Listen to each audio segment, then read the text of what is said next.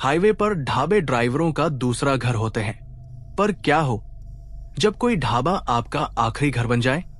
ये कहानी उसी एक ढाबे की है जहां रात को खाना खाने वाले ट्रक ड्राइवर सुबह रेगिस्तान की रेत में दफन मिलते थे।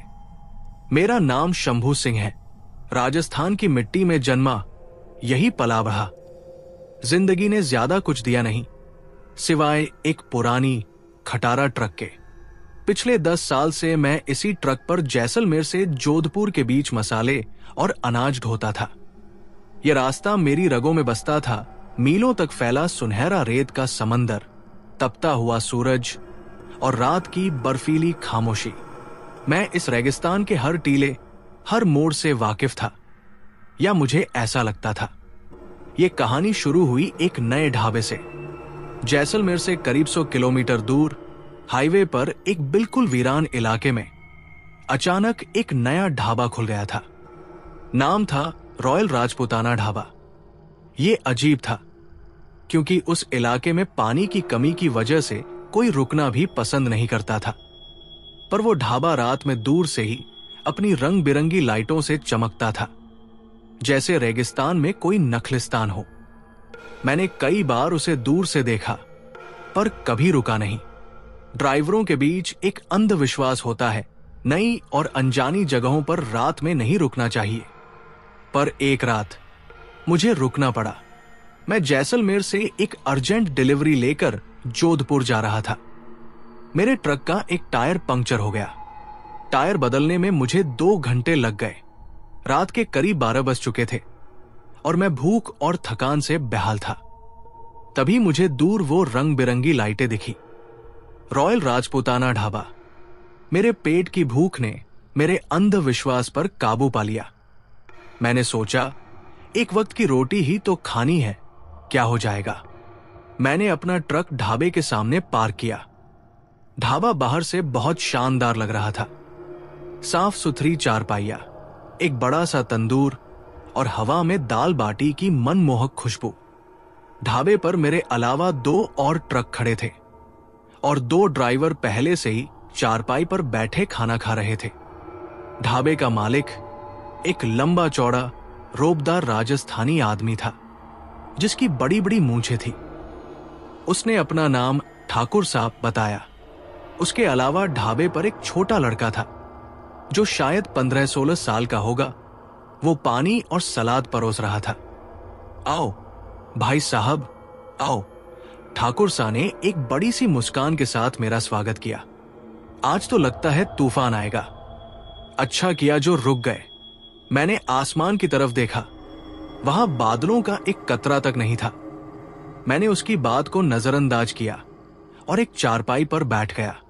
एक प्लेट दाल बाटी चूरमा लगा दो ठाकुर साहब। खाना वाकई में बहुत स्वादिष्ट था। मैंने अपनी जिंदगी में इतनी लजीज दाल बाटी नहीं खाई थी। खाना खाने के बाद मेरी आंखों पर नींद हावी होने लगी। यही सो जाओ भाई साहब, ठाकुर साहब ने कहा। सुबह निकल जाना, रात में यह रास्ता ठीक नहीं है। उसकी मेहमान नवाजी देखकर मैं पिघल गया। मैंने सोचा, मैं खामखा ही डर रहा था। मैं अपनी ट्रक के केबिन में जाकर सोने ही वाला था कि तभी वो छोटा लड़का छोटू मेरे पास आया। उसके हाथ में पानी का एक गिलास था। ये पी लो साहब, उसने धीरे से कहा। नींद अच्छी आएगी। उसकी आंखों में एक अजीब सा डर था। वो मुझसे कुछ कहना चाहता था, पर कह नहीं पा रहा था। मैंने पानी पी लिया और पानी पीते ही मुझे ऐसा लगा जैसे मेरा सिर घूम रहा हो। मेरी आंखें भारी होने लगी।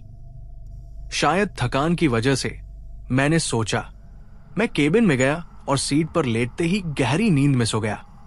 मुझे नहीं पता मैं कितनी देर सोया। मेरी नींद एक भयानक सपने से टूटी। मैंने सपने में देखा कि मैं रेगिस्तान में हूं।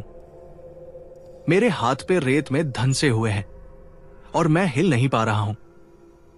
और मेरे सामने ठाकुर सा खड़ा है, पर वो अब मुस्कुरा नहीं रहा था। उसकी आंखें लाल थी और उसके हाथ में एक बड़ा सा खूनी खंजर था। वो मेरी तरफ बढ़ रहा था। नहीं, मैं चीखता हुआ उठा।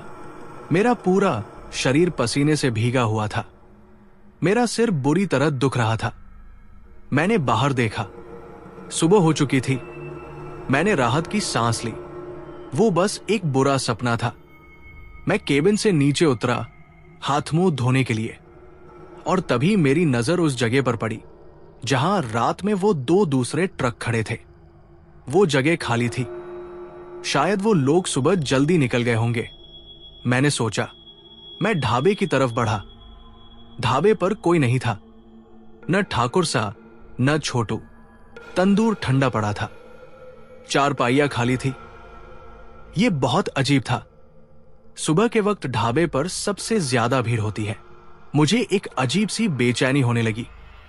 मैंने अपने ट्रक की तरफ जाने का फैसला किया।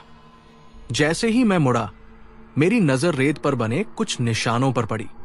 ये टायरों के निशान थे जो ढाबे के पीछे रेगिस्तान की तरफ जा रहे थे।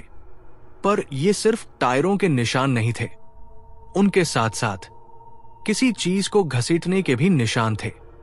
2 लंबे गहरे निशान, जैसे 2 इंसानी शरीरों को रेत पर घसीटा गया हो। मेरा दिल मेरे मुंह को आ गया। वो निशान, वो उन्हीं 2 ट्रकों के थे जो रात में यहां खड़े थे। मैं कांपते हुए उन निशानों का पीछा करने लगा। वो निशान ढाबे के पीछे करीब आधा किलोमीटर दूर रेत के एक बड़े से टीले के पास जाकर खत्म हो रहे थे। और वहां रेत में 2 जगह ताजा खुदी हुई मिट्टी दिख रही थी, जैसे 2 नई नई कब्रें हों। मैं और बर्दाश्त नहीं कर सका। मैं पागलों की तरह अपने हाथों से उस रेत को खोदने लगा। कुछ ही फीट नीचे मेरा हाथ किसी नरम कपड़े जैसी चीज से टकराया। मैंने और रेत हटाई, और जो मैंने देखा उससे मेरी आत्मा कांप गई। रेत के नीचे उन 2 ट्रक ड्राइवरों की लाशें दफन थी। उनकी आंखें खौफ से फटी हुई थी और उनके सीने पर खंजर के गहरे घाव थे। उन 2 लाशों को देखकर मेरी दुनिया घूम गई। वो ढाबा, वो कोई नखलिस्तान नहीं, बल्कि एक कसाई खाना था। और वो ठाकुर सा, वो एक मेहमान नवाज मेजबान नहीं, बल्कि एक बेरहम कातिल था।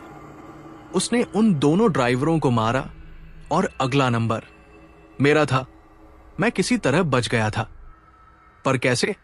मेरे दिमाग में वो छोटा लड़का छोटू का डरा हुआ चेहरा कौन था, उसका वो पानी का गिलास। नींद अच्छी आएगी। क्या उसने मुझे बचाने की कोशिश की थी? क्या उसके दिए पानी में कुछ था जिसने मुझे गहरी नींद में सुला दिया, ताकि मैं वही देख न सकूं जो उन ड्राइवरों के साथ हुआ? मेरे पास इन सवालों का जवाब सोचने का वक्त नहीं था। मैं जानता था कि अगर ठाकुर सा वापस आ गया तो मैं भी यही दफन मिलूंगा। मैं पागलों की तरह वहां से भागा। मैं अपने ट्रक की तरफ दौड़ा, चाबी घुमाई और अपनी पूरी ताकत से ट्रक को उस मनहूस जगह से भगा ले गया। मैं रियर व्यू मिरर में भी देखने की हिम्मत नहीं कर रहा था। मैं तब तक ट्रक चलाता रहा जब तक जोधपुर शहर की सीमा नहीं आ गई। मेरा पहला काम था पुलिस के पास जाना। मैं सीधा नजदीकी पुलिस स्टेशन पहुंचा और इंस्पेक्टर को पूरी कहानी बताई, ढाबे के बारे में, ठाकुर सा के बारे में और उन 2 लाशों के बारे में। इंस्पेक्टर ने मेरी कहानी सुनी, पर उसकी आंखों में यकीन से ज्यादा शक था।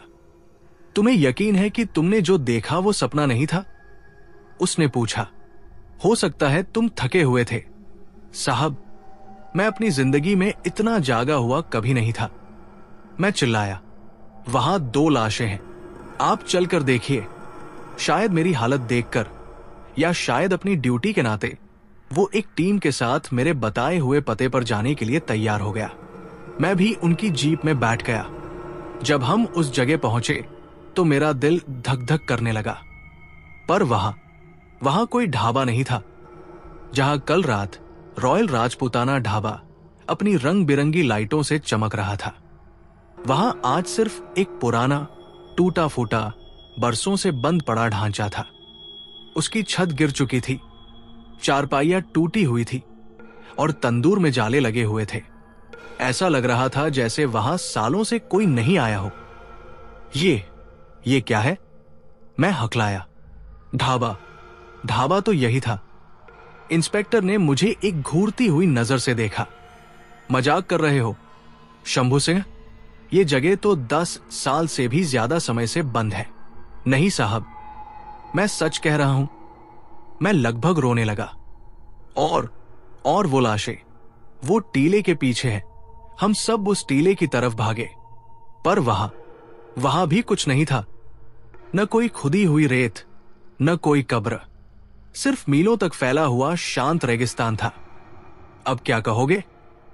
इंस्पेक्टर ने गुस्से में कहा। हमें बेवकूफ समझते हो? लगता है रात में तुमने कुछ ज्यादा ही पी ली थी। मैं बेबस हो गया। मेरे पास अपनी सच्चाई का कोई सबूत नहीं था। वो ढाबा, वो लाशें, सब कुछ ऐसे गायब हो गया था जैसे वो कभी था ही नहीं। पुलिस मुझे चेतावनी देकर चली गई। मैं वहीं उस वीरान जगह पर अकेला खड़ा था। क्या मैं सच में पागल हो रहा हूं? क्या वो सब मेरा वहम था? नहीं, मेरे दिल ने कहा वो सब सच था। अगर वो ढाबा गायब हो गया तो इसका मतलब वो कोई आम ढाबा नहीं था। वो कोई मायाजाल था, कोई फरेब था। पर लाशें तो असली थी। मुझे पता था कि मुझे इस राज की तह तक पहुंचना होगा। अगर पुलिस मेरी मदद नहीं करेगी तो मैं अकेला ही करूंगा। मैंने आसपास के गांवों में उस जगह और उस ढाबे के बारे में पूछताछ करनी शुरू की। ज्यादातर लोग उस जगह को शैतान की चौकी कहकर बात करने से भी डरते थे। पर एक बूढ़े ऊंट वाले ने मुझे एक कहानी सुनाई। उसने बताया कि सालों पहले उस जगह पर एक परिवार रहता था जो एक छोटा सा ढाबा चलाता था। वो बहुत ही गरीब पर ईमानदार लोग थे। पर एक रात कुछ लुटेरों ने, जो ट्रक ड्राइवर के भेष में थे, पैसे और गहनों के लालच में उस पूरे परिवार को, पति, पत्नी और उनके छोटे बेटे को बेरमी से खंजर से गोदकर मार डाला और उनकी लाशों को उसी रेत के टीले के पास दफन कर दिया। ये सुनकर मेरे रोंगटे खड़े हो गए। कहते हैं, बूढ़े ने आगे बताया कि उस ढाबे वाले की आत्मा आज भी वहां भटकती है और वो हर उस ट्रक ड्राइवर से अपना बदला लेती है जो लालच में या रात के अंधेरे में वहां रुकता है। वो उन्हें वही दाल बाटी खिलाता है जो उसकी आखिरी रात को बनी थी और फिर उन्हें हमेशा के लिए अपने पास ही रख लेता है। अब मुझे सब कुछ समझ आ रहा था। वो ठाकुर सा, वो उस मारे गए ढाबे वाले की आत्मा थी। और वो ढाबा, वो एक भूतिया ढाबा था जो सिर्फ रात में अपने शिकारों के लिए प्रकट होता था।